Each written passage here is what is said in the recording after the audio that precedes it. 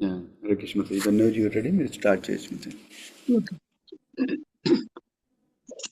ఓం నమో భగవతే వాసుదేవాయ. ఓం నమో భగవతే వాసుదేవాయ. ఓం నమో భగవతే వాసుదేవాయ. నారాయణం నమస్కృత్య నరం చైవ నరోత్తమం దేవీం సరస్వతిం వ్యాసం తతో జయం ఉదీరయేత్. నష్టప్రాయేషు అభద్రేషు నిత్యం భాగవత సేవయాం భగవతే ఉత్తమ శ్లోకే భక్తిర్భవతి నైష్టికి. ఓం అజ్ఞానతిమిరంతస్య జ్ఞానాంజలశలాకయ చక్షురున్మిళితం येन తస్మై శ్రీ గురువే నమః. శ్రీ చైతన్య మనోభీష్టం స్థాపితం येन భూతలే స్వయం రూపః కదా మహ్యం దదతి స్వాపదాంతికం. వందేహం శ్రీగురో శ్రీయుతపదకమలం శ్రీగురున్ వైష్ణవాంశ్చ శ్రీరూపం సాగ్రజాతం సహగణ రఘునాథాన్వితం తం సజీవం సాద్వైతం సావధూతం పరిజన సహితం కృష్ణ చైతన్య దేవం శ్రీ రాధా కృష్ణ పాదాన్ సహగణ లలిత శ్రీ విశాఖాన్వితాంశ్చ. హే కృష్ణ కరుణా సింధో దీనబంధో జగత్పతే గోపేశా గోపికా కాంత రాధా కాంతా నమోస్తుతే. తప్త కాంచన గౌరాంగి రాధే వృందావనేశ్వరి వృషభానుసుతే దేవి ప్రణమామి హరిప్రియే. వాంఛా కల్పతరుభ్యశ్చ కృపా సింధుభ్య ఏవ చ పతితానాం పావనేభ్యో వైష్ణవేభ్యో నమో నమః. జయ శ్రీ కృష్ణ చైతన్య ప్రభు నిత్యానంద శ్రీ అద్వైత గదాధర శ్రీవాసాది గౌరభక్త వృంద. హరే కృష్ణ కృష్ణ కృష్ణ హరే హరే హరే రామ రామ రామ హరే హరే. హరే కృష్ణ కృష్ణ కృష్ణ హరే హరే హరే రామ రామ రామ హరే హరే. హరే కృష్ణ కృష్ణ కృష్ణ హరే హరే హరే రామ రామ రామ హరే హరే. థ్యాంక్ యూ ప్రభుజీ. హరే కృష్ణ. థ్యాంక్ యూ మతే. 18, 19, 20 చదవచ్చు మతే ఇవాళ. ఓకే ప్రభుజీ. ఈరోజు శ్రీమద్ భాగవతం చతుర్థ స్కందం అధ్యాయం 23 టైటిల్ పృథు మహారాజు భగవద్ధామ గమనం నుండి 18, 19, 20 శ్లోకాలు చదువుకుంటున్నాం. 18వ శ్లోకం. తం సర్వగుణ విన్యాసం జీవే మాయామయేన్యదహాత్ తం చ అనుసయం ఆత్మస్థం అసౌ అనుసయీ పుమాన్ జ్ఞాన వైరాగ్య వీర్యేణ స్వరూపస్థః అజాహత్ ప్రభుః. పిదప పృథువు జీవుని సమస్త ఉపాధిని మాయాశక్తికి పరమ నియామకుడైన వానియందు అర్పణము కావించెను. ఏ ఉపాధి వలన జీవుడు బంధితుడగునో అద్దాని నుండి బయటపడి అతడు జ్ఞాన వైరాగ్యముల చేతను భక్తి యోగపు ఆధ్యాత్మిక బలము చేతను ముక్తుడయ్యను. ఈ రీతిని కృష్ణ భక్తి భావనాయుత నిజస్థితిలో నెలకొని అతడు ప్రభువుగా అనగా ఇంద్రియ నియామకుడుగా దేహత్యాగము చేసెను. భాష్యం. వేదములందు తెలుపబడినట్లుగా దేవదేవుడే భౌతిక శక్తికి మూలమై ఉన్నాడు. అందువలన అతడు కొన్ని మార్లు మాయామయుడని లేదా మాయాశక్తిచే లీలలను గావించు పరమపురుషుడని పిలువబడును. అతని పరమేచ్ఛ కారణముననే జీవుడు మాయాశక్తిచే బంధితుడగును. దీనిని గూర్చి భగవద్గీత 18వ అధ్యాయం 61వ శ్లోకం యందు మనం ఇది తెలుసుకొనవచ్చును. ఈశ్వరః సర్వభూతానాం హృద్దేశే అర్జున తిష్టతి భ్రామయన్ సర్వభూతాని యంత్రారూఢాని మాయయా. ఈశ్వరుడు అనగా దేవదేవుడు బద్ధ జీవులందరి హృదయములలో విరాజమానుడై ఉన్నాడు. అతని ఇచ్ఛ వలననే జీవుడు ప్రకృతిపై ఆధిపత్యమును చెలాయించుటకు పలు దేహములలో అవకాశమును పొందును. అటువంటి దేహమే యంత్రమని పిలువబడును, అనగా మాయాదత్తముగు వాహనముగా పిలువబడును. జీవుడు భగవంతుడు ఇరువురును భౌతిక శక్తి అందే నిలిచియున్నను ఆ భౌతిక శక్తి ద్వారా వివిధ దేహములను ఒసగుచు భగవానుడు జీవుని గతులను నిర్దేశించుచున్నాడు. ఆ విధముగా జీవుడు నానా యోనులలో సమస్త విశ్వమున పరిభ్రమించుచు కామ్యకర్మ ఫలములచే వివిధ పరిస్థితుల్లో చిక్కియుండును. ఆధ్యాత్మిక జ్ఞానం వృద్ధియగుట చేతను భౌతిక కోరికల త్యాగము చేతను పృథు మహారాజు ఆధ్యాత్మికంగా శక్తివంతుడైనప్పుడు తన ఇంద్రియములకు ప్రభువుగా అనగా గోస్వామిగా లేదా స్వామిగా పిలువబడువాడు అయ్యను. అనగా దాని భావము అతడు మాయా ప్రభావముచే నియంత్రించబడకుండెను. మనుషుడు మాయా ప్రభావమునకు అతీతుడు కాగలిగినంతటి దృఢవంతుడైనప్పుడు ప్రభు అని పిలువబడును. ఈ శ్లోకమున స్వరూపస్థ అను పదము కూడా మిగులు ప్రధానమైనది. తాను నిత్య కృష్ణ దాసుడును అనడి జ్ఞానమును సంపాదించుటయందే లేదా అవగతము చేసుకున్నటయందే జీవుని స్వరూపము విలసితమై ఉన్నది.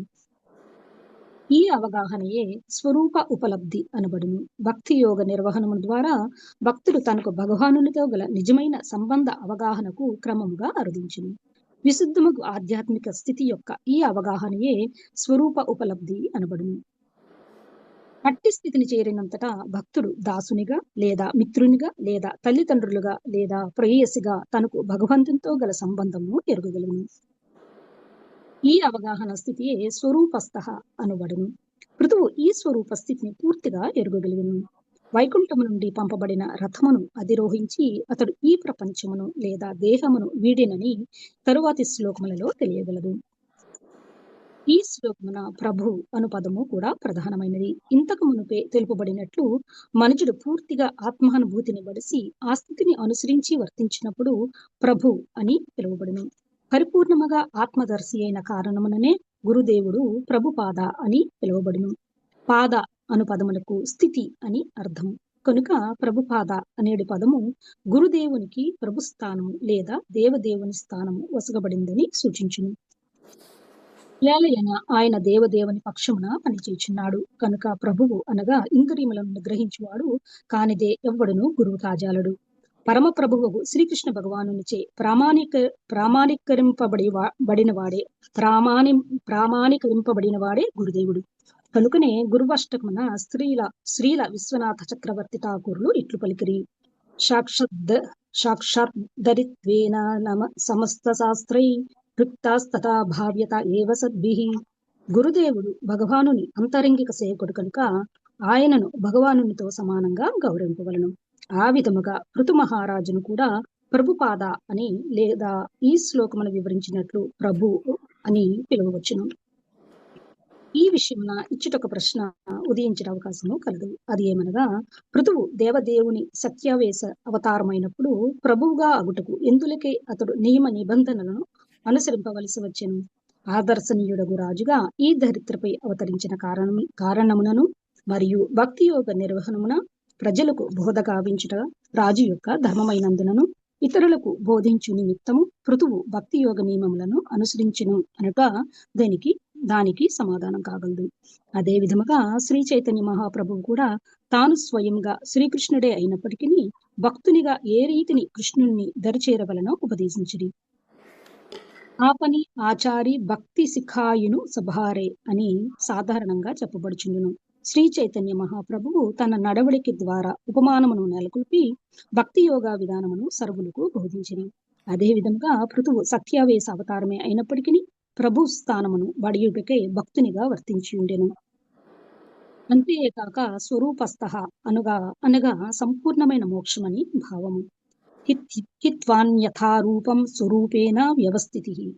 భాగవతం 2వ స్కందం 10వ అధ్యాయం 6వ శ్లోకములో తెలుపబడినట్లు జీవుడు మాయాకలాపములను అన్నింటినీ త్యజించి భక్తి యోగమును నిర్వహింపగలిగిన స్థితిని బడిసినప్పుడు అతని స్థితి స్వరూపస్థ అని పిలువబడును. 19వ శ్లోకం. అర్చిహి నామ మహారాజ్ని తత్పత్ని అనుగతావనం సుకుమారి అతత్ అర్హ చ యత్ పద్భ్యాం స్పర్శనం భువః. మృదుపత్నియు రాణియును అగు అర్చి భర్తనే అనుసరించుచు వనమునకు ఏగెను. మహారాణియగు ఆమె మిగుల సుకుమారి అయి ఉండెను. వాసమునకు తగినది కాకున్నను ఆమె స్వచ్ఛందంగా భూమిపై తన చరణములను మోపెను. ఋతు మహారాజు భార్య రాణియును రాజకుమార్తెయును అయినందున నేలపై నడక ఆమెకు అలవాటు లేకుండెను. రాణులు రాసాదమును వీడి బయటకు వచ్చేవారు కారు. అరణ్యమునకు ఏగి అచ్చట వసించుచు కష్టములను సహించుట వారికి అలవాటే ఉండదు. కానీ రాణులు ఆ త్యాగమును చేసి భర్తలకు అంకితమైన ఉదాహరణలు వేద నాగరికత యందు వందలాదిగా కలవు.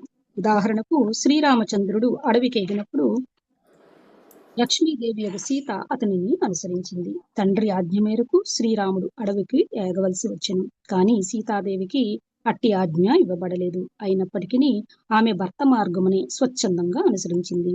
అదే విధముగా ధృతరాష్ట్రుని భార్యయగు గాంధారి కూడా భర్తను అనుసరించి అడవికి ఎగింది.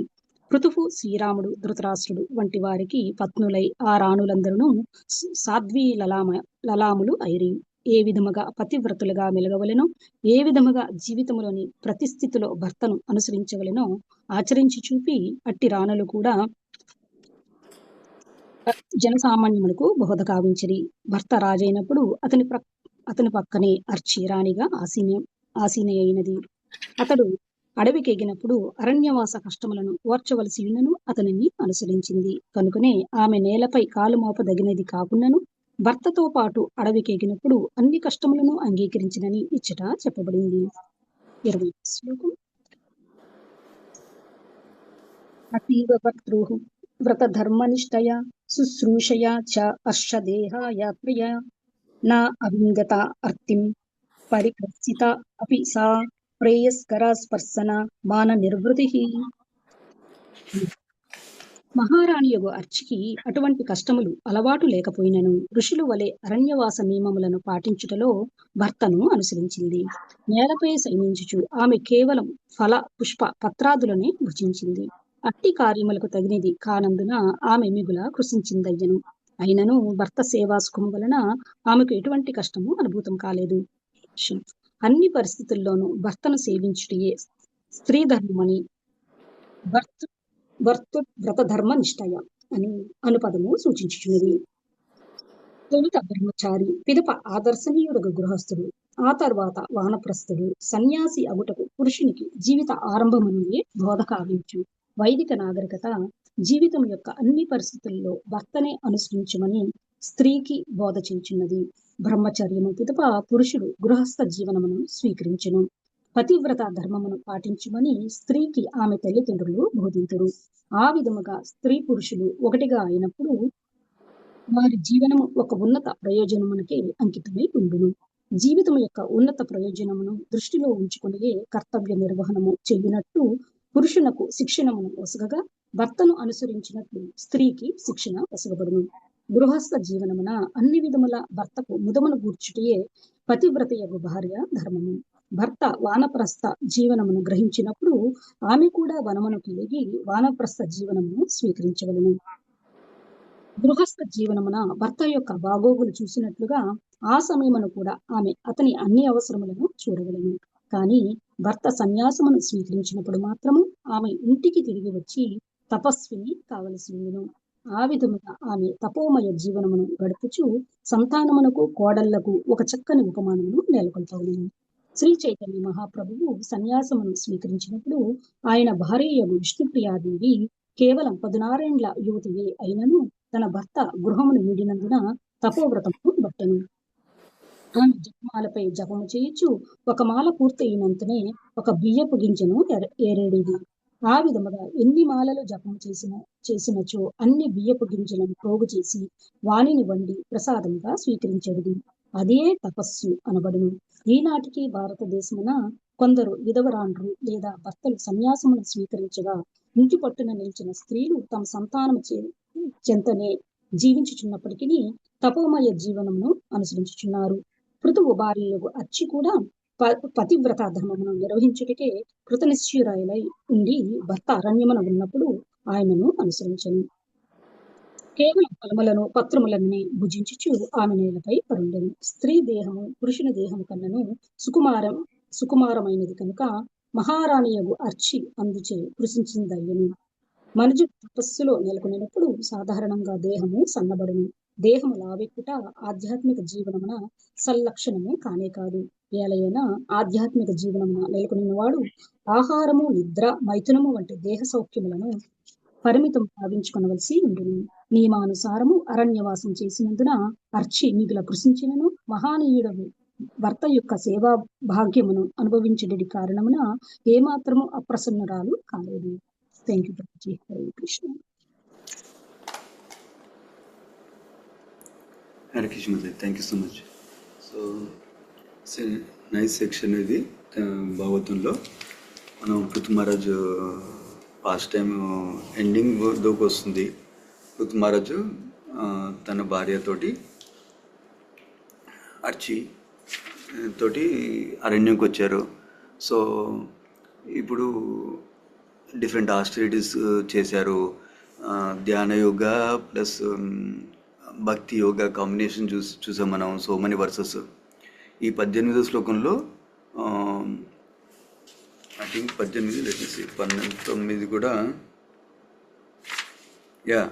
సో 18వ శ్లోకంలో ఎండింగ్ చూపిస్తున్నారు. పృథు మహారాజు ఫైనల్గా తను శరీరం ఎలా వదిలేశారు, తను లైఫ్ పర్ఫెక్షన్ ఎలా అచీవ్ చేశారని చూపిస్తున్నాం మనకి ఇప్పుడు. సో మనం నోటీస్ చేస్తే ప్రభుపాల్ వారు అక్కడ డీటెయిల్డ్ థియరీ మీద ఫోకస్ చేయట్లేదు. భాష్యంలో మనం ఏం నేర్చుకోవచ్చు అని ఫోకస్ చేస్తున్నారు.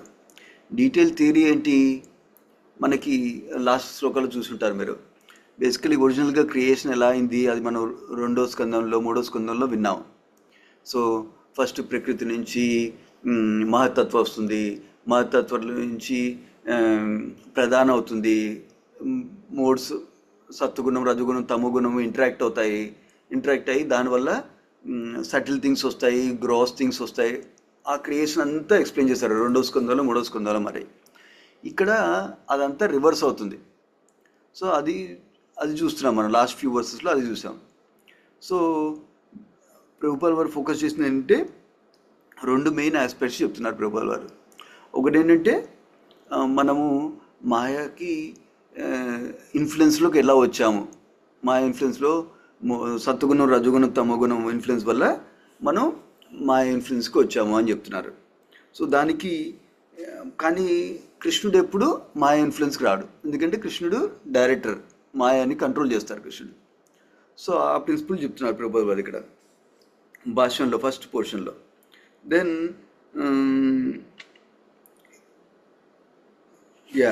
And then next portion second paragraph నుంచి ప్రభుపాల్ వారు ఇంట్రెస్టింగ్లీ పృథు మహారాజు నీ ప్రభు అని ఎందుకు ఈ శ్లోకంలో అడ్రస్ చేశారు అని, తర్వాత ప్రభుపాద అంటే మీనింగ్ ఏంటి, ఇవి 2 విషయాలు చెప్తున్నారు. ఇంకా థర్డ్ ఫైనల్ థింగ్ ఏంటంటే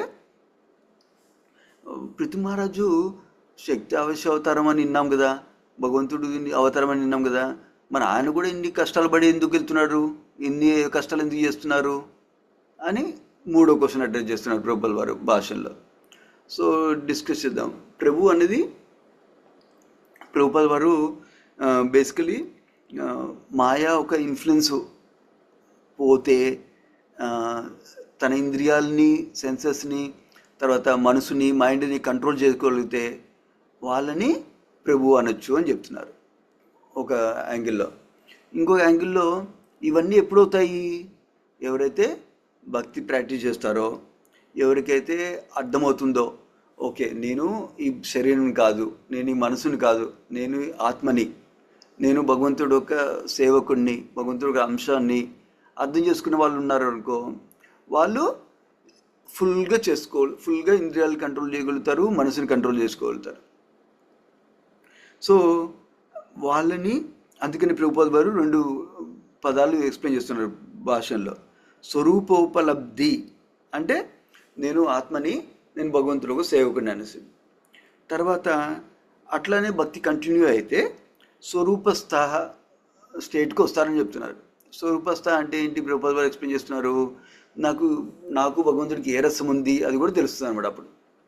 సో అది ఆ ప్రిన్సిపల్ ఎక్స్ప్లెయిన్ చేస్తున్నారు. నేను సెన్సెస్ అన్ని కంట్రోల్ ఉండాలి, మనసు కూడా కంట్రోల్లో ఉండాలి, ఇంద్రియాలు మనసు కంట్రోల్ ఉండాలి, అప్పుడు ప్రభు అనొచ్చు అనమాట. సో అది ఎప్పుడు ఉంటుంది, బేసికల్గా ఎవరైతే భక్తి మార్గంలో ఆత్మ సాక్షాత్కారం అయిందో వాళ్ళు నేను ఆత్మ అని అన్ని డీలింగ్స్లో వ్యవహరిస్తున్నారో, ఎవరైతే నేను భగవంతుడు ఒక సేవకుణ్ణి అని ప్రతి డీలింగ్స్లో మాట్లాడలో చేతల్లో అన్నిట్లో అట్లా చేస్తున్నారో వాళ్ళని ప్రభు అనొచ్చు అని చెప్తున్నారు. ఆబ్వియస్లీ మనకి నెక్టర్ ఆఫ్ ఇన్స్ట్రక్షన్ ఆర్ ఉపదేశామృతంలో ఫస్ట్ శ్లోకం తెలుసు మనకి.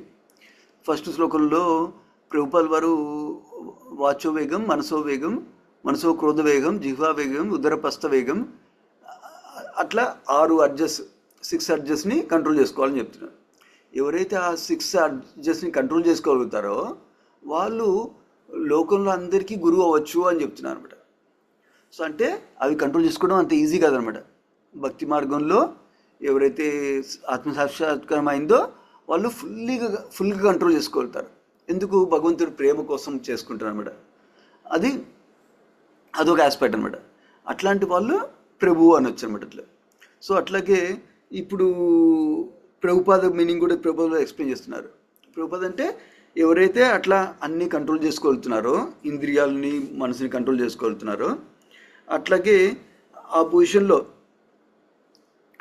వాళ్ళకి ఆ పొజిషన్ ఇచ్చారు, అప్పుడు వాళ్ళని ప్రభుపాద అని పిలవచ్చు అని చెప్తున్నారు. ఇంకొక మీనింగ్ విన్నాను ఇంతకుముందు ఏంటంటే, ప్రభుపాద అంటే ఎవరి పాదాల దగ్గర అందరు ఆత్మసాక్షాత్కారం అయిన వాళ్ళు ప్రభువులు ఉంటారో వాళ్ళని కూడా ప్రభుపాద అంటారు అన్నమాట. సో అట్లా డిస్క్రైబ్ చేస్తున్నారు ప్రభుపాద వారు.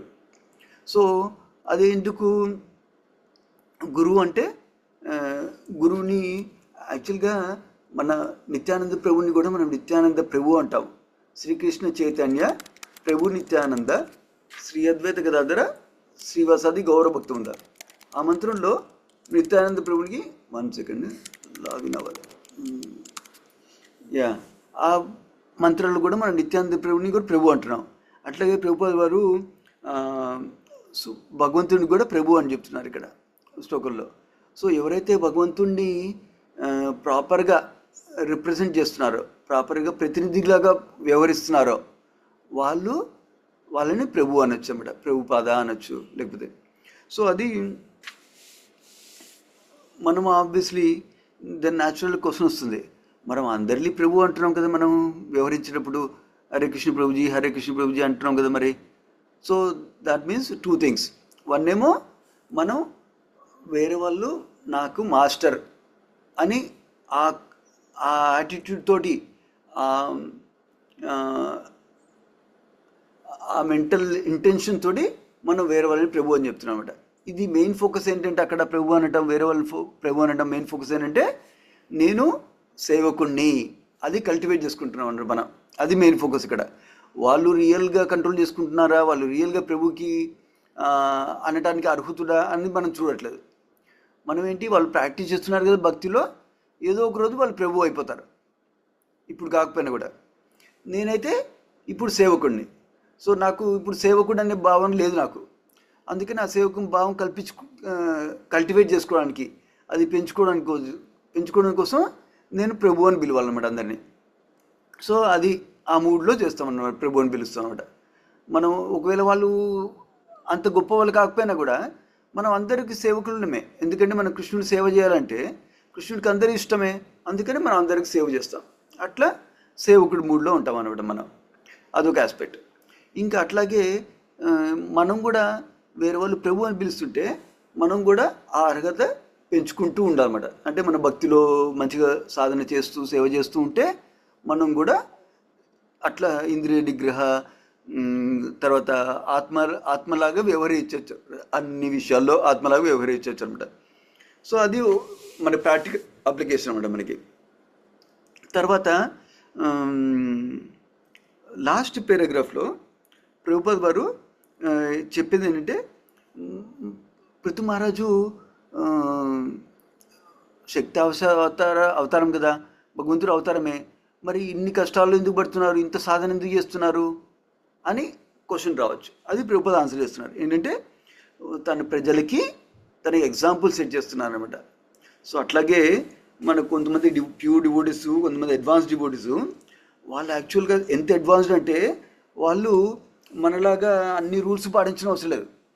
కానీ ఎందుకంటే వాళ్ళు హైయర్ భక్తులు ఉన్నారు ఆల్రెడీ, కానీ వాళ్ళు వేరే భక్తుల కోసం ఎగ్జాంపుల్ సెట్ చేయడం కోసం చాలా రూల్స్ ఫాలో అవుతారనమాట. సో అది మనం అర్థం చేసుకోవాలి. Just because advance devotee same rules follow అవుతున్నారు మాలాగానే, అందుకనే నాలాగనే నా ఫ్రెండే నాలాగనే అనుకోకూడదు అనమాట. సో ఫర్ ఎగ్జాంపుల్ గురువులు మంగళారతి అటెండ్ అవుతారు, గురువులు మనతో పాటు కూర్చొని జపం చేస్తారు టెంపుల్లో. అవన్నీ చూసి వీళ్ళు కూడా పర్ఫెక్ట్ కాలేదు నాలానే అనుకోకూడదు అనమాట. ఎందుకంటే వాళ్ళు పర్ఫెక్ట్ అయిపోయారు, కాకపోతే మనకి ఎగ్జాంపుల్ సెట్ చేయడం కోసం సేవాభావంతో వాళ్ళు చేస్తున్నారు. అన్ని రూల్స్ ఫాలో అవుతుంటారు అనమాట. సో అది గుర్తుంచుకోవాలన్నమాట మనం. సో ఇక్కడ పృథు మహారాజు అందుకనే ఎగ్జాంపుల్స్ ఇచ్చేస్తున్నారు అనమాట. అప్పుడు ఉన్న తరము జనాలకి ప్లస్ రాబోయే తరాలకు కూడా మనందరికి కూడా ఎగ్జాంపుల్స్ ఇచ్చేస్తున్నమాట. ఇది 18వ శ్లోకం మెయిన్ పాయింట్ అనమాట. ఇందులో ఇంకో మెయిన్ పాయింట్ చెప్తున్నారు ప్రభువులు ఏంటంటే, గురువుగారు ఎప్పుడైతే భగవంతుడు ఆదేశాలు పాటించి అందరికీ భగవంతుడి ఆదేశాల ప్రకారం నడుచుకోవడానికి గైడెన్స్ ఇస్తారో, అట్లాగే ఆ ప్రాపర్ ఎగ్జాంపుల్ సెట్ చేస్తున్నారో ఎవరైతే ఉన్నారో వాళ్ళు భగవంతుడి యొక్క ప్రతినిధి అనమాట. వాళ్ళు భగవంతుడికి ఇచ్చినంత విలువ ఇస్తాం మనం. వాళ్ళు భగవంతుడు అయిపోయారని కాదు, భగవంతుడికి ఇవ్వాల్సిన విలువ ఇస్తాం అనమాట. అది ఇంపార్టెంట్ మనకి. ఫర్ ఎగ్జాంపుల్ మనకి ప్రభుపాద కామన్కి ఎగ్జాంపుల్ ఇస్తారనమాట. ఇండియా అంబాసిడర్ వచ్చారు. ఇండియా అంబాసిడర్ వచ్చి యూఎస్ ప్రెసిడెంట్తో మాట్లాడుతున్నారు. యూఎస్ ప్రెసిడెంట్ వాళ్ళు ఇండియా అంబాసిడర్కి ఇండియన్ ప్రెసిడెంట్ ఆర్ ప్రైమ్ మినిస్టర్కి ఇచ్చే పొజిషన్ అంత ఫెసిలిటీస్ వాళ్ళు ఇస్తారన్నమాట, ప్రివిలేజెస్ ఇస్తారన్నమాట వాళ్ళు. అంతేగాని ఇండియన్ అంబాసిడర్ కదా, ఈయన రియల్గా ప్రెసిడెంట్ కాదు, ప్రైమ్ మినిస్టర్ కాదు, నేను పట్టించుకోను అనుకోవడం అనమాట. ఎందుకంటే ఆ ఇండియన్ అంబాసిడర్ని అవమానపరిస్తే ప్రెసిడెంట్ని ప్రైమ్ మినిస్టర్ని అవమానపరిచినట్టే అనమాట. అట్లాగే గురువు కూడా అనమాట. కాకపోతే ఆ గురువు బోనఫైడ్ గురువు అయి ఉండాలి. బోనఫైడ్ గురువు అంటే మనకి శాస్త్రంలో చాలా చెప్తారు ఈ టాపిక్ మీద.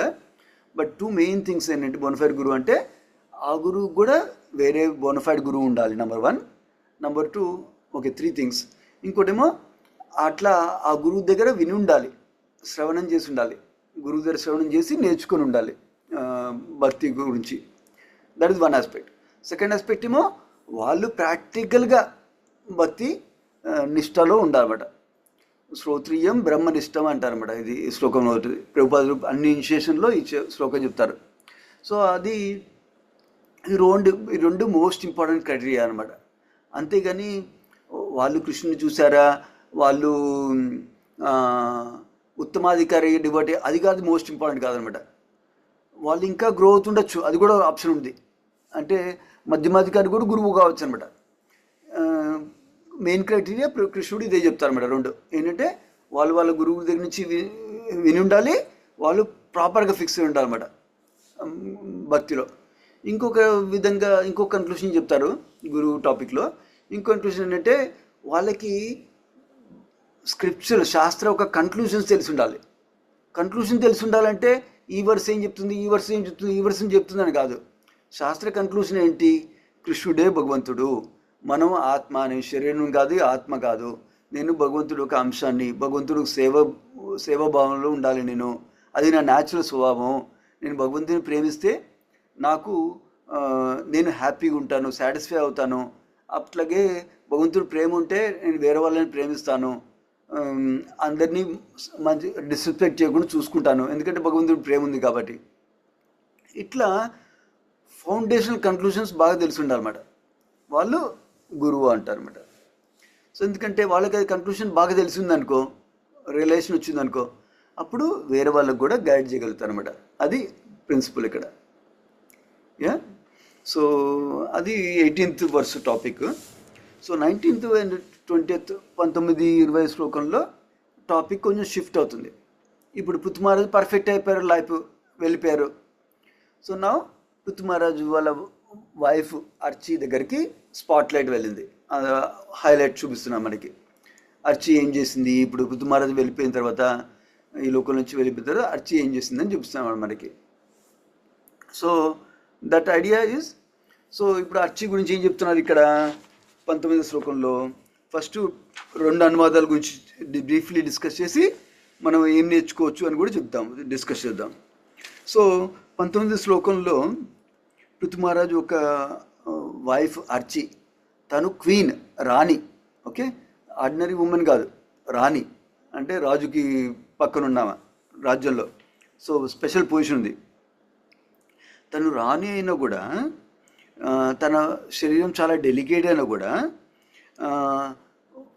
అరణ్యంలో వెళ్ళాల్సిన అవసరం లేకపోయినా తనంతటి తను వాలంటరీగా పాదాలతోటి నేలని టచ్ చేసింది, అరణ్యంలో వెళ్ళి నేలతో టచ్ చేసింది అని చెప్తున్నాను అనమాట. సో 2 ప్రిన్సిపల్స్ అనమాట. ఒకటి ఏంటంటే ఫస్ట్ ఆఫ్ ఆల్ తను రాణి కాబట్టి రాజు వెళ్ళిపోయినా కూడా తను ప్యాలెస్లో ఉండొచ్చు, ప్యాలెస్లో ఉండి ఈ, తన కంఫర్ట్స్ ఎంజాయ్ చేయొచ్చు. కానీ అట్లా కాకుండా తను హస్బెండ్ తోటి వెళ్ళడానికి వచ్చింది అన్నమాట, అరణ్యకు వచ్చింది. అదొక వన్ ప్రిన్సిపల్. సెకండ్ ప్రిన్సిపల్ ఏంటంటే అప్పుడు రాణులు ఎంత సుకుమారంగా ఉండేవాళ్ళు అంటే వాళ్ళు నేల మీద నడవడం కూడా అవసరం లేదన్నమాట అంత. సో వాళ్ళు పల్లకిల్లో తిరిగేవాళ్ళు, అట్లా ఎప్పుడు నేల మీద కాలు పెట్టే అంత కూడా అవసరం లేదనమాట. కానీ ఇప్పుడు అరణ్యంలో కూడా నడుస్తుంది పాదాలతోటని, అది ఇక్కడ ఎక్స్ప్లెయిన్ చేస్తున్నారు ఈ శ్లోకంలో. ఈ శ్లోకంలో యా సో ఇక్కడ ఈ శ్లోకంలో ప్రభుపాద వారి భాషల్లో టూ మెయిన్ ఫోకస్ పాయింట్స్. ఒకటి ఏంటంటే ప్రభుపాద వారు ఎగ్జాంపుల్స్ చెప్తున్నారు. సీతాదేవి రాముడితో అరణ్యంకి వెళ్ళాల్సిన అవసరం లేదు, కానీ తను చూస్ చేసుకుంది, అరణ్యంకి వెళ్ళింది. అదొక ఎగ్జాంపుల్ చెప్తున్నారు. ఇంకోటేమో గాంధారి ధృతరాష్ట్రుడు ఎండ్ ఆఫ్ ద లైఫ్లో మన ఫస్ట్ క్యాంటోలో చదివాం, మొదటి స్కందంలో చదివాం. ధృతరాష్ట్రుడు end of the life perfect చేయడానికి లైఫ్ అరణ్యకి వెళ్తాడు. అప్పుడు గాంధారి కూడా తనతో వెళ్తుంది, వెళ్ళాల్సిన అవసరం లేదు, కంపల్సరీ లేదు. సో ఇది చేస్ట్ ఉమెన్ ఒక క్వాలిటీ అని ప్రభుపాద వారు మనకి చెప్తున్నారు అనమాట. చేస్ట్ పవిత్రమైన లేడీస్ వల్ల క్వాలిటీ అని చెప్తున్నారు అనమాట ఇక్కడ. సో అట్లాగే రాణులు ఎవరైతే ఉన్నారో పృథు మహారాజు ఎట్లాగైతే వేరే వాళ్ళకి ఎగ్జాంపుల్ సెట్ చేయడానికి, ప్రజలకి ఎగ్జాంపుల్ సెట్ చేయడానికి వ్యవహరించారో అట్లాగే రాణులు కూడా వేరే లేడీస్కి ఎగ్జాంపుల్ సెట్ చేయడానికి ఇట్లా ప్రాపర్గా వ్యవహరిస్తారనమాట. అది కూడా చెప్తున్నారు ఇక్కడ. సో ఆబ్వియస్లీ దట్ మీన్స్ వాళ్ళ అవతల కోసమే చేయడం కాదు, వాళ్ళకి మనసులో ఉంది ఇట్లా చేయాలని, కానీ అవతల కూడా ఎగ్జాంపుల్ సెట్ చేస్తున్నారు సైమల్టేనియస్గా. ఈ రెస్పాన్సిబిలిటీ వేదిక్ కల్చర్లో చాలా ఉండేదన్నమాట. ఏంటంటే మనం వేదిక్ కల్చర్లో పృథు మహారాజుకి ఇంతకుముందు బార్డ్స్ అంటారు, ఎవరు పొగడ్తలు చేసే వాళ్ళు ఉన్నారు చూడండి, వాళ్ళు ఏం చెప్తారంటే, ఓ మీ నాన్నగారు ఇంత గొప్పవాళ్ళు, మీ తాతగారు ఇంత గొప్పవాళ్ళు, మీ ముత్తాతగారు ఇంత గొప్పవాళ్ళు అని చెప్తారన్నమాట. సో వాళ్ళు ఆ కల్చర్ ఎందుకు వచ్చింది, Vedic culture one of the important aspect ఎందుకు అట్లా గుర్తు చేసుకుంటారంటే, సో మా నాన్నగారు తాతగారు ఎప్పుడు తప్పు పని చేయలేదు, మా నాన్నగారు తాతగారు ఎప్పుడు ప్రజల్ని మంచిగా చూసుకునేవాళ్ళు, సో నేను ఒక్కడిని రాంగ్ వెళ్ళకూడదు, ఇప్పుడు నేను కూడా అట్లా ఫాలో అవ్వాలి అని వాళ్ళకి ఇన్స్పిరేషన్ వస్తుంది అనమాట. సో అది వన్ ఆఫ్ ద రీజన్స్ అనమాట అట్లా పొగడటం కూడా అట్లా. సో అది మనకు కూడా అట్లాగే మా గురువు గారికి ఇది నచ్చదు అందుకని నేను ఇట్లా ఉండాలి, మా గురువు గారికి నచ్చుతుంది అందుకని ఇలా ఉండాలి, కృష్ణుడికి ఇది నచ్చుతుంది అందుకని నేను ఇట్లా చేయాలి, కృష్ణుడికి ఇది నచ్చదు అందుకని ఇట్లా చేయాలి అని కూడా మనం కూడా నేర్చుకోవచ్చు అనమాట ప్రాక్టికల్గా. సో ఈ శ్లోకంలో అర్చి రాణి అయినా కూడా ఎగ్జాంపుల్ సెట్ చేస్తూ పృథు మహారాజు తోటి అరణ్యంకి వెళ్ళింది అని చెప్తున్నారు ఇక్కడ. సో యా ఇంకొక ప్రభుపాద వాళ్ళు ఒక సెంటెన్స్ చెప్తున్నారు ఇక్కడ. ఏంటంటే ఇట్లా ఎవరైతే చేస్ట్ వైఫ్ ఉన్నారో వాళ్ళు హస్బెండ్ని మొగుడిని అన్ని స్టేజెస్ ఆఫ్ లైఫ్లో ఫాలో అవ్వాలి అని చెప్తున్నారు. ఫాలో అవ్వాలంటే వాళ్ళ పక్కన ఉండటం అనేది ఒకటి కాదు, ఫాలో అవ్వాలంటే వాళ్ళ పక్కన ఉండటం ఒకటి, ఇంకోటేమో వాళ్ళు చెప్పిన మాటలు కూడా ఫాలో అవ్వాలన్నమాట, అంటే వాళ్ళు చెప్పినట్టు చేయాలి అన్నమాట. So obviously there are so many nuances ఉంటాయి ఇందులో, సటిల్ న్యూయాన్సెస్, అవి డిస్కస్ చేద్దాం మనం. సో బట్ ఫస్ట్ 20 శ్లోకం గురించి డిస్కస్ చేసి డీటెయిల్స్కి వెళ్దాం. 20 శ్లోకం నుంచి చెప్తున్నారు తనకి అన్ని కష్టాలు అసలు పడే అలవాటే లేదు, రాణి గారు కదా, అయినా కూడా ఫారెస్ట్లో పెద్ద పెద్ద మునుల్లాగా ఋషుల్లాగా లైఫ్ గడిపిందంట తను. నేల మీద పడుకోవటము, తర్వాత ఫ్రూట్స్ తిని ఉండటము, సమ్టైమ్స్ ఫ్లవర్స్ ఆకులు తిని ఉండటము, తర్వాత అందుకనే చాలా సన్నగా అయిపోయిందంట, సన్నగా వీక్గా కనబడుతుందంట తను. కానీ అంత వీక్గా ఉన్నా సన్నగున్నా కూడా అన్హ్యాపీగా లేదు, అసంతోషంగా లేదు, అసంతృప్తిగా లేదు. తనంట హస్బెండ్కి నేను సేవ చేస్తున్నాను, నా ధర్మం నేను మంచిగా చేస్తున్నాను అని ఆ కష్టాలు మర్చిపోయి హ్యాపీగా ఉందంట తను. అది ఇంకో ప్రిన్సిపల్, అది మనకి అనువాదంలోనే చెప్పిస్తున్నాం మనకి. సో ప్రభుపాద వారు భాషల్లో ఒక ఇంపార్టెంట్ ప్రిన్సిపల్ మీద ఫోకస్ చేస్తున్నారు. ఏంటంటే హస్బెండ్ ఏమో హస్బెండ్ ఉన్న వాళ్ళు గురువుని మంచిగా ఫాలో అవ్వాలి, వాళ్ళు భక్తి మార్గం మంచిగా తీసుకోవాలి, ధర్మ మార్గం మంచిగా ఫాలో అవ్వాలి అని ఒక పాయింట్ చెప్తున్నారు. తర్వాత అట్లాంటి హస్బెండ్ దొరికినప్పుడు వైఫ్ కూడా వాళ్ళని మంచిగా వాళ్ళకి సేవ చేయాలి, వాళ్ళకి సబ్మిసివ్గా ఉండాలి, సబ్మిసివ్ నమ్రతతోటి, హ్యూమిలిటీతోటి, వినయంతో వాళ్ళ దగ్గర సేవ చేయాలి అని చెప్తున్నాను అన్నమాట. సో ఇది మనకి వేదిక్ కల్చర్లో చిన్నప్పటి నుంచి ట్రైన్ చేసేవాళ్ళు అనమాట. ఎవరైతే అబ్బాయిలు ఉన్నారో వాళ్ళు గురుకులంకి వెళ్ళి బ్రహ్మచర్య మంచిగా పాటించడం అలవాటు చేసుకుంటారు. ఫస్ట్ బ్రహ్మచర్య పర్ఫెక్ట్ చేస్తారు, తర్వాత గృహస్థకి ట్రైనింగ్ ఇస్తారన్నమాట. కొంతమంది బ్రహ్మచర్యలు కంటిన్యూ అవుతారు, కొంతమంది గృహస్థలో వెళ్తారు, వాళ్ళకి ట్రైనింగ్ ఇస్తారు గృహస్థకి. సో ఇప్పుడు ఈ బ్రహ్మచర్య స్ట్రాంగ్ ట్రైనింగ్ ఉంది కాబట్టి వాళ్ళు గృహస్థ లైఫ్లో కూడా వాళ్ళు ఇంద్రియాలు, మనసు కంట్రోల్ చేసుకోగలుగుతారు, కంట్రోల్ చేసుకొని డ్యూటీస్ మంచిగా చేస్తారన్నమాట అలాంటి అబ్బాయిలు. తర్వాత వాళ్ళకి ultimate goal of life already తెలుస్తుంది కాబట్టి బ్రహ్మచర్య ట్రైనింగ్లో ఆ అల్టిమేట్ గోల్ ఆఫ్ లైఫ్కి ప్రాక్టీస్ చేస్తారన్నమాట. లైఫ్ అంతే అన్ని యాక్టివిటీస్ హయ్యర్ గోల్ కోసం చేస్తారన్నమాట. అప్పుడు వైఫ్కి అమ్మాయిలకి ఏం ట్రైనింగ్ ఇచ్చేవాళ్ళు వేదిక్ కల్చర్లో? హస్బెండ్ని మంచిగా ఫాలో అవ్వాలి, చేస్ట్గా ఉండాలి అని ట్రైనింగ్ ఇచ్చేవాళ్ళు.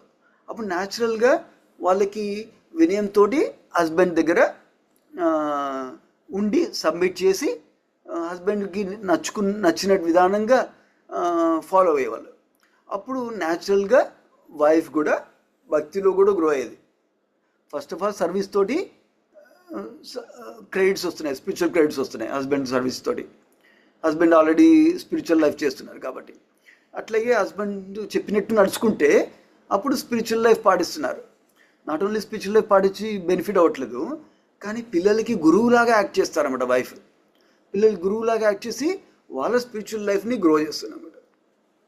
Obviously will come to the modern day scenario, but first Vedic culture గురించి ప్రభుపాద ఎక్స్ప్లెయిన్ చేస్తున్నారు కదా, అది డిస్కస్ చేస్తున్నాను అనమాట. సో అట్లా అన్ని స్టేజెస్ అని చెప్పారు కదా. అన్ని స్టేజెస్ అంటే ఏంటి? మనకి గృహస్థ, బ్రహ్మచర్య అయిపోయింది ఎట్లాగో మ్యారేజ్ ముందు, గృహస్థ, వానప్రస్థ, సన్యాస. అన్ని స్టేజ్లో హస్బెండ్కి సహకరిస్తాను అనమాట వైఫ్ అంటే.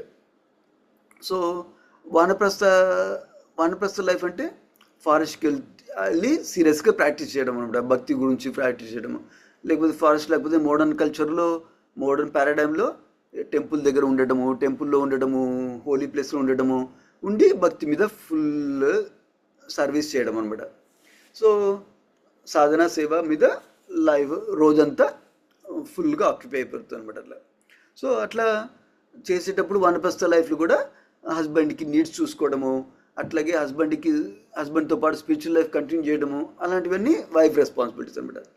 అట్లాగే ఫైనల్గా సన్యాసి తీసుకుంటే హస్బెండ్, అప్పుడు పిల్లల దగ్గర ఉంటుంది అనమాట వైఫ్. జనరల్గా ఎస్పెషల్లీ అబ్బాయిలు ఉంటే అబ్బాయిల దగ్గర ఉంటారు అనమాట. సో వాళ్ళ దగ్గర ఉండి అప్పుడు లైఫ్ ఎంజాయ్ చేయడం కాదు.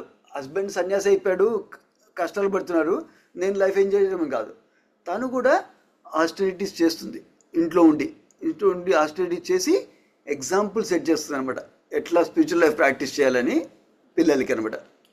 సో అది ప్రభుపాద వారు ఇక్కడ ఎక్స్ప్లెయిన్ చేస్తున్నారు అనమాట ఇక్కడ. సో నా ఇది ప్రభుపాద వారు చైతన్య మహాప్రభు వాళ్ళ వైఫ్ విష్ణుప్రియ కూడా ఎగ్జాంపుల్ ఇస్తున్నారు. అది ఎంతో గ్రేట్ ఎగ్జాంపుల్ చూడండి. చైతన్య మహాప్రభు సన్యాసి ఎంగేజ్లో తీసుకున్నారు మనకు తెలుసు. అయితే చైతన్య మహాప్రభు వెళ్ళిపోయిన తర్వాత తను ఒక రౌండ్ చాంట్ చేసి ఒక బియ్యం గింజ తీసుకుంటుంది, ఇంకో రౌండ్ చాంట్ చేసుకొని ఇంకో బియ్యం తీసుకుంటుంది. అట్లా రోజంతా చాంట్ చేసిన తర్వాత ఎన్ని బియ్యం గింజలు వస్తే అవే ఉడకబెట్టుకొని తింటుంది అనమాట. అంటే మన ఇమాజిన్ చేయొచ్చు, 64 రౌండ్స్ వేస్తే 64 బియ్యం గింజలు, 190 రౌండ్స్ వేస్తే 190 బియ్యం గింజలు, అంత సివియర్ ఆస్టడీ చేసింది. సో ఇవన్నీ ఎగ్జాంపుల్స్ మనం ఇమిటేట్ అవ్వడం లేదు, మనం ప్రిన్సిపల్ ఫాలో అవ్వాలన్నమాట. అది అది ఆల్వేస్ గుర్తుంచుకోవాలి. మనకు అంత శక్తి లేదు వాళ్ళలాగా ఫాలో అవడానికి.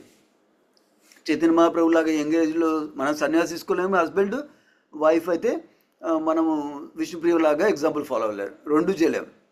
సో అందుకని మనం ప్రిన్సిపల్ ఫాలో అవ్వాలి. ప్రిన్సిపల్ ఏంటంటే ఆస్టెరిటీ, హైయర్ ప్రిన్సిపల్స్ కోసం, భక్తి కోసం ఆస్టెరిటీ ఫాలో అవ్వచ్చు అనమాట. అది వానప్రస్థ స్టేజ్లో.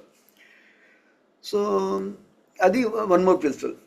సో ఇప్పుడు వైఫ్ సబ్మిసివ్గా, సెల్ఫ్లెస్గా సేవ చేయాలని చెప్తున్నారు మనకి ఈ 2 శ్లోకాల్లో. అది సారాంశం అనమాట, ఎస్సెన్స్ అనమాట మనకి ఈ 2 శ్లోకాల్లో. సో దాని గురించి మనం తెలుసుకోవచ్చు అనమాట మోర్. ఏంటి, ఫర్ ఎగ్జాంపుల్ వేదిక్ కల్చర్లో వేదిక్ సిస్టమ్ చాలా పర్ఫెక్ట్గా ఉండేదన్నమాట. దేనికి పర్ఫెక్ట్గా ఉంటుంది? అంటే హస్బెండ్ వైఫ్ పిల్లలతో పాటు స్పిరిచువల్ పర్ఫెక్షన్ రావడానికి పర్ఫెక్ట్గా ఉందన్నమాట వేదిక్ సిస్టమ్. సో ఆబ్వియస్లీ ఇప్పుడు మనం వేదిక్ సిస్టంలో లేం కదా, అందుకని even though Vedic system try చేస్తున్నాం కానీ చాలా మిక్స్చర్ వచ్చేసింది మోడర్న్ డే లైఫ్ సినారియోలో. అందుకని అన్ని డిఫరెంట్ ప్రాబ్లమ్స్ వస్తాయి అనమాట. డిఫరెంట్ ప్రాబ్లమ్స్ వస్తాయి. ఈ ప్రిన్సిపల్ ఎలా అప్లై చేయాలని తెలుసుకోవడం చాలా కష్టం అవుతుంది అనమాట మనకి. మనం వేదిక్ ప్రిన్సిపల్ ఏమి విన్నాము? హస్బెండ్ భక్తి మంచిగా ప్రాక్టీస్ చేయాలి, వైఫ్ హస్బెండ్కి సపోర్ట్ చేయాలి అని విన్నాము హై లెవెల్లో. So of course lot of details ఉన్నాయి దీనికి, బట్ మనకు ఉన్న టైంలో కొంచెం డిస్కస్ చేస్తున్నాం మనం.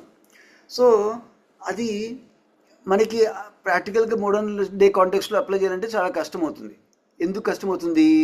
మోడర్న్ డేలో చాలా ఛాలెంజెస్ వచ్చినాయి. ఫస్ట్ ఆఫ్ ఆల్ ఏంటంటే హస్బెండ్ ప్రాపర్గా బ్రహ్మచారి ట్రైనింగ్ కాలేదు, హస్బెండ్ ప్రాపర్గా భక్తి సిచ్యుయేషన్లో ఉండకపోవచ్చు, భక్తి తీసుకోవడానికి సిచ్యుయేషన్లో ఉండకపోవచ్చు, హస్బెండ్ భక్తిలో గురువు గారి సేవలో నిమగ్నం అయి ఉండకపోవచ్చు. ఇట్లా హస్బెండ్కి చాలా లోటులు ఉండొచ్చు ఇప్పుడు కరెంట్లీ, నెంబర్ 1. నెంబర్ 2, వైఫ్గా వేదిక్ కల్చర్లో ఏంటి, హస్బెండ్ ఒక్కడే వర్క్ చేస్తారు ప్రొవైడ్ చేయడానికి ఫ్యామిలీకి, కానీ వైఫ్ వర్క్ చేయదు, భార్య వర్క్ చేయదు. భార్య ఇంట్లోనే హస్బెండ్కి సేవ చేస్తుంది, పిల్లలకి గురువులాగా పిల్లలకి సేవ చేస్తూ, పిల్లలకి లవ్ అండ్ ఎఫెక్షన్ ఇస్తూ, పిల్లల్ని స్పిరిచువల్గా గ్రో చేయడానికి ట్రై చేస్తుంది. ఎందుకంటే ఇంట్లో స్పిరిచువల్ అట్మాస్ఫియర్ క్రియేట్ చేస్తుంది wife. That is the main responsibility అనమాట వైఫ్కి వేదిక్ కల్చర్లో. సో ఇప్పుడు మరి వైఫ్లో అది చేయడాలంటే చాలా టైం కావాలి, అంత టైము ఎనర్జీ కావాలి. కానీ వైఫ్ వర్క్ చేసి హస్బెండ్ వర్క్ చేస్తుంది అనుకో, అప్పుడు వైఫ్కి టైం ఎనర్జీ ఎక్కువ ఉంది ఎక్కడుంది? సో మోడర్న్ డే కాంటెక్స్ట్లో ఎగ్జాక్ట్లీ వేదిక్ లైఫ్లో చేయడానికి కుదరట్లేదు మనకి ఇప్పుడు. సో ఆబ్వియస్లీ వర్క్ చేస్తున్నా అంటే మల్టిపుల్ రీజన్స్ వర్క్ చేయొచ్చు. వర్క్ చేయడం తప్పు అని అనట్లేదు నేను. ఫర్ ఎగ్జాంపుల్ కొంతమందికి అప్పులు ఉంటాయి, ఫైనాన్షియల్ సిచ్యువేషన్ బాగుండకపోవచ్చు, అప్పుడు వర్క్ చేస్తారు వైఫ్ హస్బెండ్. కొంతమందికి ఏంటి, వాళ్ళకి తెలియకుండా స్టార్ట్ చేశారు, ఇంకా అట్లా కంటిన్యూ చేస్తున్నారు. కొంతమందికి ఏంటి, వైఫ్కి సఫిషియంట్ ఎంగేజ్మెంట్ లేదు ఇంట్లో, సో అప్పుడు మైండ్ వేకెంట్ ఉంటుంది, అప్పుడు వాళ్ళకి వర్క్ చేయకపోతే పిచ్చి అయిపోతుంది అనమాట. సో అట్లా అయి ఉండొచ్చు. ఇంకో రీజన్ అయి ఉండొచ్చు, ఇప్పుడు మోడర్న్ డే నెసెసిటీస్ పెంచేశారు, అన్నీ ఇది కావాలి మనకి, ఇది కావాలి, అది కావాలి నెసెసిటీస్ పెరిగిపోయినాయి. అన్ని నెసెసిటీస్ పెరిగిపోయినప్పుడు, అన్నెసరీ నెసెసిటీస్ పెరిగినప్పుడు వైఫ్ హస్బెండ్ ఇద్దరు వర్క్ చేస్తేనే వస్తాయి అన్ని నెసరీ. సో అట్లా మోడర్న్ డే కాంటెక్స్ట్లో ఒకళ్ళు తప్పు కాదని కాదు. సో కాంటెక్స్ట్ వల్ల అట్లా పెరిగిపోయినాయి, డిఫరెంట్ కాంప్లెక్సిటీస్ పెరిగిపోయినాయి లైఫ్లో. సో తర్వాత మోడర్న్ డే లైఫ్లో న్యూ కాన్సెప్ట్స్ ఉన్నాయి. ఏంటి, హస్బెండ్ వైఫ్ ఇద్దరు ఈక్వల్, అమ్మాయిలు అబ్బాయిలు ఇద్దరు ఈక్వలే, ఒకళ్ళు తక్కువ ఒకళ్ళు ఎక్కువ కాదు.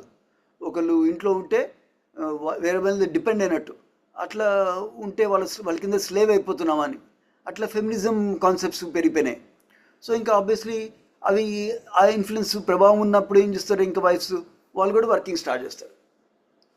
సో బేసిక్ ప్రిన్సిపల్ ఏంటంటే, somehow wife husband working start చేసినప్పుడు వైఫ్ రోల్ ప్లే చేయలేదు, హస్బెండ్ రోల్ ప్లే చేయలేరు. అందుకని కొత్త ప్రాబ్లమ్స్ వస్తాయి అనమాట. So in a very simple way, మీకు కుదిరితే దేవకి మాతాజీ అని సమ్ వండర్ఫుల్ బుక్స్ రాశారనమాట. గృహస్థాశ్రమంకి ఎంటర్ అవ్వాలంటే ఒక బుక్ రాశారు, గృహస్థాశ్రమంలో ఉండాలంటే ఒక బుక్ రాశారు, వానప్రస్థ ఆశ్రమంలో ఎలా నడవాలో ఒక బుక్ రాశారు. తర్వాత జనరల్గా ఇవన్నిటికీ బేసిస్ స్పిరిచువల్ కల్చర్ గురించి బుక్ రాశారు. అంటే మెన్స్ స్వభావం ఏంటి, మగవాళ్ళ స్వభావం ఏంటి, ఆడవాళ్ళ స్వభావం ఏంటి, వాళ్ళ స్వభావం కలిగినట్టు ఎట్లా నడుచుకోవాలి లైఫ్లో, అప్పుడు ఇద్దరు సక్సెస్ఫుల్గా ఎలా ఉంటారు, అలాంటివన్నీ బుక్స్ రాశారు. అవి చాలా వాల్యుబుల్ బుక్స్ అనమాట. మీకు ఇంట్రెస్ట్ ఉంటే కోర్స్ ప్రభుపాద్ బుక్స్ చదవాలి ఫస్ట్, చదువుతూ వీటికి హెల్ప్స్ కూడా తీసుకోవచ్చు అనమాట. So obviously lot of information ఉంది, మనకి ఉన్న టైం ప్రకారం కొంచెం షేర్ చేస్తున్నాను మీకు. బేసికలీ ఐఎమ్ వెరింగ్ ఫౌండేషన్ లెవెల్లో హై లెవెల్ చెప్తున్నాను అనమాట. ఫౌండేషన్ లెవెల్ ఏంటి, మగవాళ్ళకి ఒక స్వభావం ఉంటుంది. ఎలాంటి స్వభావం ఉంటుంది, వాళ్ళకి స్వభావం ఒక డ్యూటీస్ ఉన్నాయి, వేదిక్ కల్చర్లో డ్యూటీస్ ఉన్నాయి. ఏంటంటే సంపాదన తీసుకొచ్చి ఫ్యామిలీని ప్రొవైడర్గా ఉండాలి, సంపాదన తీసుకురావడం. అట్లాగే అంటే ప్రొవైడర్ లాగా. ఇంకోటి ఏంటి, వాళ్ళకి రక్షణ ఇవ్వాలి, ఫ్యామిలీలో వైఫ్కి పిల్లలకి రక్షణ ఇవ్వాలి. అది సెకండ్ మెయిన్ ఇంపార్టెంట్ థింగ్.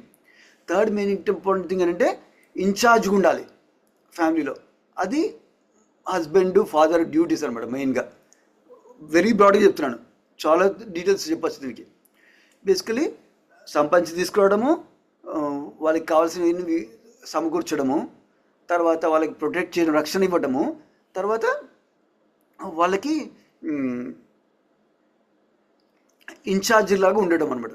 అంటే ఇన్ఛార్జ్గా ఉండడం కూడా ఒక రెస్పాన్సిబిలిటీ అనమాట. లేకపోతే ఎవరు ఇన్ఛార్జ్ లేకపోతే ఎవరికి కావాల్సింది వాళ్ళిద్దరు వాళ్ళు చేసుకుంటారు కదా. సో అది ఈ మెయిన్ రెస్పాన్సిబిలిటీ. అట్లాగే వైఫ్ మెయిన్ రెస్పాన్సిబిలిటీ ఏంటి, మెయిన్ రెస్పాన్సిబిలిటీ డ్యూటీ ఏంటంటే హస్బెండ్ని ఫాలో అవ్వటము, హస్బెండ్కి సేవ చేయటము, తర్వాత ఇంట్లో స్పిరిచువల్ అట్మాస్ఫియర్ క్రియేట్ చేయడము, స్పిరిచువల్ అట్మాస్ఫియర్ ఈజీగా పిల్లల్ని ఈజీగా భక్తి తీసుకోవడానికి రెడీ చేయడం ఇంటిని. అది మెయిన్ రెస్పాన్సిబిలిటీ అనమాట వైఫ్కి. ఇంకొక మెయిన్ రెస్పాన్సిబిలిటీ వైఫ్కి ఏంటంటే హస్బెండ్కి ఇన్స్పిరేషన్ పవర్ ఇవ్వడం అనమాట. సో ఇది ప్రభుల్ వారు రాస్తారు, wife is gives the power of inspiration to husband అని రాస్తారు అనమాట. మనం చాలాసార్లు ఈ భౌతిక ప్రపంచంలో కూడా వింటుంటాం, ప్రతి గొప్ప వ్యక్తికి బిహైండ్ ఒక గ్రేట్ లేడీ ఉంటుంది అంటారు. అది రెండు విధాలుగా పనిచేస్తుంది. ఒకసారేమో భార్య అయిన ఉండొచ్చు, ఇంకోసేమో అమ్మగారు అయిన ఉండొచ్చు. సో ఇట్లా రెండింటి విధాలుగా పనిచేస్తుంది అనమాట. సో అది చిన్న విషయం కాదు. అది ఆ లేడీ ఉన్నందువల్లనే ఈ హస్బెండ్ కానీ సన్ కానీ భర్త కానీ కొడుకు కానీ గొప్ప గొప్ప థింగ్స్ చేయొచ్చు అన్నమాట లైఫ్లో.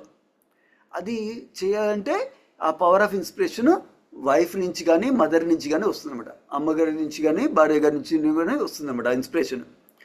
అది అర్థం చేసుకోవట్లేదు అనమాట ఇప్పట్లో మన మోడర్న్ కాంటెక్స్ట్లో, ఆ పవర్ ఆఫ్ ఇన్స్పిరేషన్ ఎంత ఇంపార్టెంట్ అని. సో అది హస్బెండ్ అర్థం చేసుకోవాలి ఫస్ట్ ఆఫ్ ఆల్, తర్వాత వైఫ్ కూడా అర్థం చేసుకోవాలన్నమాట. సో హస్బెండ్ ఆ పవర్ ఆఫ్ ఇన్స్పిరేషన్ తీసుకోవాలంటే వైఫ్ ఎలా నడుచుకోవాలి అని వైఫ్ నేర్చుకోవాలి. అట్లాగే వైఫ్ పవర్ ఆఫ్ ఇన్స్పిరేషన్ ఇవ్వాలంటే హస్బెండ్ ఎలా ఉండాలి అని హస్బెండ్ నేర్చుకోవాలి. అప్పుడు టుగెదర్గా గ్రో అవ్వచ్చు అనమాట, గ్రేట్ థింగ్స్ చేయొచ్చు అనమాట టుగెదర్. సో ఫర్ ఎగ్జాంపుల్ హస్బెండ్కి ఒక నేచర్ ఉంటుంది, వైఫ్కి ఒక నేచర్ ఉంటుంది. కృష్ణ సిస్టమ్ ఎలా ఉంటుందంటే హస్బెండ్కి 3 డ్యూటీస్ చెప్పాం కదా, అది చేయాలంటే మగవాళ్ళకి కొన్ని ఫిజికల్ క్వాలిటీస్ ఇచ్చారు, గ్రాస్ క్వాలిటీస్, మనం డైరెక్ట్గా చూసే గ్రాస్ క్వాలిటీస్, స్ట్రెంగ్త్ ఉండటము అలాంటివన్నీ. అలాగే సటిల్గా కూడా క్వాలిటీస్ ఇచ్చారు. సటిల్గా ఏంటి, వాళ్ళకి సంపాదించి ఫ్యామిలీని చూసుకుంటే ప్రైడ్ ఫీల్ అవుతారన్నమాట. అట్లాగే ఎవరైనా నా మీద డిపెండ్ అయ్యారనుకో వాళ్ళని రక్షించడంలో గ్రేట్ ఫీల్ అవుతారన్నమాట, వాళ్ళకి చాలా ఇన్స్పిరేషన్ వస్తుంది అట్లా చేస్తే. అట్లాగే వాళ్ళకి ఎవరైనా మా వైపు డెసిషన్ తీసుకోవడానికి చూశారనుకో ఇన్ఛార్జ్ అవ్వడానికి చాలా హ్యాపీ ఫీల్ అవుతారన్నమాట. ఓ నేను కాంట్రిబ్యూట్ చేస్తున్నాను, నేను నా ఫ్యామిలీని మంచిగా చూసుకుంటున్నాను అని గర్వంగా ఉంటారన్నమాట. అది అంటే పాజిటివ్ ప్రైడ్ అనమాట బేసికలీ. సో అట్లా మొగాళ్ళ సటిల్ మెంటాలిటీ అట్లా ఉందన్నమాట, మైండ్ ఇంటెలిజెన్స్ మెంటాలిటీ అలా ఉంటుందన్నమాట. సో అది ఎప్పుడైతే వైఫ్ అర్థం చేసుకుందనుకో, అప్పుడు వీటిలోకి దూరకూడదు. సంపాదించి ఇవ్వడానికి, ఫ్యామిలీ ఇవ్వడానికి, ఫ్యామిలీని రక్షించడానికి, తర్వాత ఇన్ఛార్జ్గా ఉండటానికి వాళ్ళకి అడ్డుకు వచ్చారనుకో, ఏదో ఒక విధంగా మోడర్న్ కాంటెక్స్ట్ మాట్లాడుకున్నాం కదా, ఏదో ఒక రీజన్ వల్ల అడ్డు వచ్చామనుకో, అప్పుడు ఆ హస్బెండ్కి పవర్ ఆఫ్ ఇన్స్పిరేషన్ ఇవ్వలేదన్నమాట. ఎందుకంటే ఫర్ ఎగ్జాంపుల్ నేను ఈక్వలే, మీరు ఈక్వలే అని ఆ లెవెల్లో ఉన్నాం అనుకో, అమ్మ భార్య భర్త, అప్పుడు ఏమవుతుంది, భర్త ఓ తను ఎట్లాగో ఈక్వల్ అనుకుంటుంది, తనంతట తను తెచ్చుకుంటుంది డబ్బులు, తనంతట తను రక్షించుకుంటుంది, నాకేం రోల్ లేదు ఇంకా అని నిరాశ చెందుతారన్నమాట. ఎందుకంటే వాళ్ళ రోల్, ఒరిజినల్ న్యాచురల్గా ఉండే రోల్ పోతుంది ఇప్పుడు. అట్లాగే నేను ఈక్వలే, మీరు ఈక్వలే, మీరు ఇన్ఛార్జ్ కాదు, మన ఇద్దరం డిసైడ్ చేసుకోవాలి అని అనుకున్నాం అనుకో, అప్పుడు వాళ్ళు ఏమనుకుంటారు, ఓకే నాకు ఇన్ఛార్జ్ కూడా అవసరం లేదు, సో తను కావాలంటే ఏం చేసుకుంటుంది, నేను కావాలంటే నేను చేసుకుంటా. సో ఇంకా అట్లా ఈ రోల్స్ పోతున్నాయి అనమాట. అందుకనే మ్యారేజెస్ మంచిగా వెళ్ళడానికి హెల్ప్ఫుల్గా ఉంటుంది అనమాట. ఈ బేసిక్ మెంటాలిటీ కాన్ఫ్లిక్ట్స్ అవుతున్నాయి అనమాట. అట్లాగే మగవాళ్ళకి భగవంతుడు కొంచెం రేషనల్ ఫ్యాకల్టీ ఎక్కువ ఇచ్చారు. అట్లాగే ఎందుకంటే ఇలాంటి ప్రొవైడ్ చేయడానికి, రక్షించడానికి, తర్వాత ఇన్ఛార్జ్ ఉండడానికి అవి ఇంపార్టెంట్. అది అట్లాగే అమ్మాయిలకి, లేడీస్కి ఈ ఆప్యాయత, ఎఫెక్షన్ చూపించడము, ఎమోషనల్ ఇంటెలిజెన్స్ ఎక్కువ ఇచ్చారు. ఎందుకు అది ఇంపార్టెంట్, పిల్లల్ని మంచిగా గ్రో చేయడం, పిల్లలకి గురువుగా ఉండి భక్తిలోకి తీసుకురావడానికి అది ఇంపార్టెంట్ అన్నమాట. అట్లాగే హస్బెండ్కి పవర్ ఆఫ్ ఇన్స్పిరేషన్ రావాలంటే ఆ ఎఫెక్షన్ తోటి సెల్ఫ్లెస్గా సర్వీస్ చేయాలి, చేస్తే అప్పుడు హస్బెండ్ ఒక హార్ట్ విన్ చేయొచ్చు అనమాట. ఆ ప్రిన్సిపుల్ తెలుసుకోలేకపోతున్నారు ఇప్పుడు. ఇప్పుడు జనరల్గా ఏంటంటే హస్బెండ్ ఏమైనా చేయాలంటే నాకు ఇది కావాలి అంటే నువ్వు చేయాలి, అట్లా అట్లా అట్లా కావాల్సింది నేర్చుకున్నాను అనమాట. వేదిక్ కల్చర్ ఏంటి, ఇట్లా మనకి ఈ ఎగ్జాంపుల్స్లో, ఈ పర్పోట్లు భాగవతం భాష్యంలో ప్రభుపాల్ వారు చెప్పినట్టు, అట్లాగే 9వ స్కందంలో సుకన్య చవనముని స్టోరీ కూడా పాస్ట్ టైం కూడా వింటాం మనం. అది చవనముని ఎంతో ఇరిటబుల్ అంట, కోపంగా ఉంటాడు, ప్రతి మాటకి కోపంగా ఉంటారు, అట్లా ఇరిటబుల్గా ఉంటారు అనమాట. అట్లాంటి ఆయనని సుకన్య ఎంతో మంచిగా సేవ చేసి తనని హార్ట్ విన్ అయ్యి లైఫ్ పర్ఫెక్ట్ చేసుకుంది అనమాట అట్లా. సో అట్లాగే మనం కూడా ఈ మోడర్న్ కాంటెక్స్ట్ కూడా అది తెలుసుకోవాలన్నమాట. ఎట్లా మనకి హస్బెండ్ తోటి పని జరిగించాలంటే ఫస్ట్ సేవాభావంతో వాళ్ళకి సెల్ఫ్లెస్గా, నిస్వార్థంగా సేవ చేయాలన్నమాట. ఆప్యాయత సేవతోటి వాళ్ళ హార్ట్ని జయించవచ్చు అనమాట. హార్ట్ని జయిస్తే వాళ్ళు ఏమనుకుంటారు అప్పుడు, ఓ తను నా కోసం ఎంత సేవ చేస్తుంది నిస్వార్థంగా, తనకి నా మీద ఎంత ఆప్యాయత ఉంది, నా మీద డిపెండ్ అవుతుంది, తను నా రక్షణ కోసము నేను తెచ్చే సంపాదన అంతా డిపెండ్ అవుతుంది, నేను డిసైడ్ చేయడానికి, ఇన్ఛార్జ్ ఉండడానికి డిపెండ్ అవుతుంది అని. సో నేను కూడా తనకి అన్నీ మంచిగా చూసుకోవాలి, ఎమోషనల్గా మంచిగా చూసుకోవాలి, ఫిజికల్గా మంచిగా చూసుకోవాలి, స్పిరిచువల్గా మంచిగా చూసుకోవాలి అని వాళ్ళకు కూడా ఇన్స్పిరేషన్ వస్తుంది అనమాట, మా హస్బెండ్ కూడా. అప్పుడు హస్బెండ్ కూడా మంచిగా చూసుకుంటారు అన్నమాట. ఇట్లా సో బేసికలీ ప్రభుపాల్ వారు సెల్ఫ్లెస్ సర్వీస్ గురించి, నిస్వార్థ సేవ గురించి వైఫ్ హస్బెండ్కి చేయాలి అన్నారు పర్పోర్ట్లో. అందుకని ఆ కాంటెక్స్ట్లో కొన్ని విషయాలు చెప్పాను. Obviously is a never ending topic, grihastha topics, but these are some principles. So I'm sure చాలా క్వశ్చన్స్ ఉండొచ్చు, చాలా కామెంట్స్ ఉండొచ్చు. ఐ విల్ పాజ్ హియర్, ఎవరికైనా కామెంట్స్ ఆర్ క్వశ్చన్స్ ఉంటే ఇప్పుడు చెప్పచ్చు. హరే కృష్ణ ప్రభుజీ. హరే కృష్ణ మొహమ్మద్. అది మీది ప్రభుపాద ఏదో ఎక్స్ప్లెయిన్ చేశారు మీరు, నాకు I couldn't catch properly Prabhuji. Prabhupada, what is the meaning of Prabhupada, how we get the title of Prabhupada? Prabhupada అంటే బేసికలీ ఎవరైతే ఇంద్రియాలు మనసు కంట్రోల్లో ఉందో, ఎవరైతే సాక్షాత్కారం అయిపోయిందో, ఎవరైతే భగవంతుడి సేవలో ఫిక్స్డ్గా ఉన్నారో వాళ్ళని ప్రభుపాద అనొచ్చు అనమాట. అది మీరు 18th శ్లోకంలో ఒకసారి చదవండి, మళ్ళీ ఒకసారి. మంచి భాష్యం చాలా బాగుంది, మీకు చదవండి మాతయ్య. మీరు చెప్పింది అర్థమైంది ప్రభుజీ. ఎందుకంటే నాకు ఎప్పుడు అదే క్వశ్చన్ ఉండింది. వాళ్ళ ప్రభుపాద వాళ్ళ గురువుల్ని ప్రభుపాద అంటారు, ఈయనని ప్రభుపాద అంటారు, మొత్తం ప్రభుపాద ఎవరు? అందుకు మీరు ఇప్పుడు చెప్పాక కదా నేను said, okay, this is the right time to ask Prabhuji అనేసి. So that's how I asked Prabhuji. It's title అనమాట, అది వండర్ఫుల్. Thank you. ఓకే. మళ్ళీ ఇంకోటి అవుట్ ఆఫ్ ద టాపిక్ కానీ ప్రభుజీ, ఇది మనం ఎకో ఫార్మల్ అని చేశారు కదా మన గ్రూప్ లో, యాడ్ చేశారు ఇస్కాన్ దాంట్లో. అది మళ్ళీ ఒక గ్రూప్ డిలీట్ చేసేసారు. ఆ డిలీట్ చేసినప్పుడు నన్ను తీసేశారు అనమాట. సో జస్ట్ దాంట్లో అనౌన్స్మెంట్స్ గ్రూప్ లో నన్ను యాడ్ చేస్తారా? షూర్ మదర్, యాడ్ చేస్తాను మదర్. థ్యాంక్ యూ ప్రభుజీ. హరే కృష్ణ. Most welcome.